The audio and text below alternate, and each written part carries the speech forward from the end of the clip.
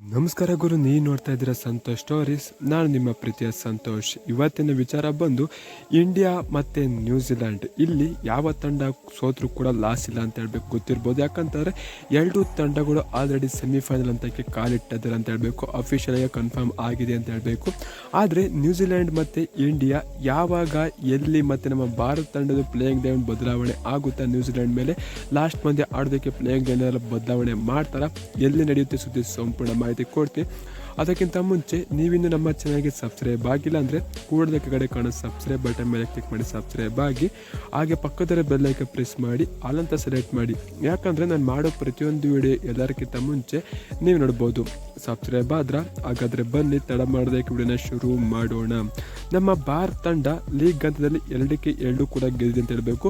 ಅದೇ ರೀತಿ ನ್ಯೂಜಿಲ್ಯಾಂಡ್ ಅವರು ಕೂಡ 2-2 ಕೂಡ ಗೆದ್ದಾರೆ ಅಂತ ಹೇಳಬೇಕು. ಎರಡು ತಂಡಗಳು ಸೇಮ್ ಇದ್ದಾರೆ ಅಂತ ಹೇಳಬೇಕು. ಆದರೆ ಪಾಯಿಂಟ್ಸ್ ಟೇಬಲಲ್ಲಿ ನಮ್ಮ ಬಾಂಗ್ಲಾದೇಶ ಅವರು ಮುಂದೆ ಇದ್ದಾರೆ ಅಂತ ಹೇಳಬೇಕು. ಯಾಕಂತಾರೆ ನೆಟ್ರಿಂದಾಗಿ ಅವರು ಮುಂದೆ ಇದ್ದಾರೆ ಅಂತ ಹೇಳಬೇಕು. ನಮ್ಮ ಭಾರತ ತಂಡ ಸೆಕೆಂಡ್ ಸ್ಥಾನದಲ್ಲಿ ಇದ್ದಾರೆ ಅಂತ ಹೇಳಬೇಕು.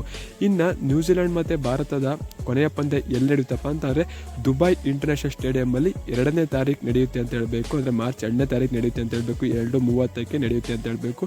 ನಮ್ಮ ಭಾರತ ತಂಡ ಪ್ಲೇಯಿಂಗ್ ಲೆವೆನ್ ಬದಲಾವಣೆ ಮಾಡುತ್ತಾ ಮೊದಲಾಯಿತು ಅಂತ ಅಂದರೆ ಬದಲಾವಣೆ ಮಾಡೋಕ್ಕೆ ಹೋಗಬಾರ್ದು. ಯಾಕಂತಂದರೆ 2-2 ಪಂದ್ಯ ಗೆದ್ದು ಒಳ್ಳೆ ಕಾನ್ಫಿಡೆಂಟಲ್ಲಿ ಇದ್ದಾರೆ ನಮ್ಮ ಭಾರತದ ಆಟಗಾರರು ಪ್ರತಿಯೊಬ್ಬರು ಅಂತ ಹೇಳಬೇಕು. ಈಗ ಇಲ್ಲಿ ಏನಾರ ಬದಲಾವಣೆ ಮಾಡ್ತು ಯಾವುದೇ ಒಬ್ಬ ಆಟಗಾರನು ಅಂತಂದರೆ ಅವ್ರಿಗೆ ಸ್ವಲ್ಪ ಬೇಜಾರಾಗುತ್ತೆ ಅಂತ ಹೇಳಬೇಕು. ಈಗ ಟೀಮ್ನ ಸೆಟ್ ಮಾಡ್ಕೋಬೇಕು ನಮ್ಮ ಭಾರತ ತಂಡ. ಇಲ್ಲಿ ಯಾವುದೇ ಸೋತ್ರೂ ಕೂಡ ಲಾಸ್ ಇಲ್ಲ, ಗೆದ್ದರೂ ಕೂಡ ಲಾಸ್ ಆಗೋದಿಲ್ಲ ಅಂತ ಹೇಳಬೇಕು.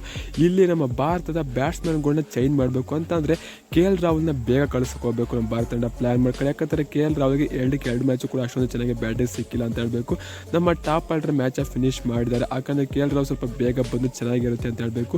ಮತ್ತು ಅಕ್ಷರ್ ಪಟೇಲ್ ಕೂಡ ಪ್ರಮೋಟ್ ಮಾಡಬೇಕು, ಅವರು ಕೂಡ ಬ್ಯಾಟಿಂಗ್ ಚೆಕ್ ಮಾಡ್ಕೋಬೇಕು. ಇಲ್ಲಿ ನ್ಯೂಜಿಲ್ಯಾಂಡ್ ಅವರ ಬೌಲಿಂಗ್ ಅಟ್ಯಾಕ್ ತುಂಬಾ ಚೆನ್ನಾಗಿದೆ ಅಂತ ಹೇಳಬೇಕು. ಇಲ್ಲಿ ನಮ್ಮ ಬ್ಯಾಟ್ಸ್ಮನ್ಗಳು ಚೆನ್ನಾಗಿ ಆಡ್ತು ಅಂತಂದರೆ ಈ ಸಲ ಒಂದು ಕಪ್ಪು ಮತ್ತೆ ಚಾಂಪಿಯನ್ಸ್ ಟ್ರೋಫಿ ಹೊಡೆದರೆ ನಮ್ಮ ಭಾರತ ತಂಡ ಯಾವುದೇ ರೀತಿಯ ಅನುಮಾನ ಇರೋದಿಲ್ಲ ಅಂತ ಹೇಳಬೇಕು. 2017ರಲ್ಲಿ ಮಿಸ್ ಆದಂಥ ಚಾಂಪಿಯನ್ಸ್ ಟ್ರೋಫಿನ ನಮ್ಮ ಭಾರತ ತಂಡ 2025 ಹೊಡೆಯೋ ಸಾಧ್ಯತೆ ಇರುತ್ತೆ ಅಂತ ಹೇಳ್ತೀನಿ. ಇದರ ಬಗ್ಗೆ ನಿಮ್ಮ ಅನಿಸಿಕೆ ಅಂತ ಕಮೆಂಟ್ ಮಾಡಿ.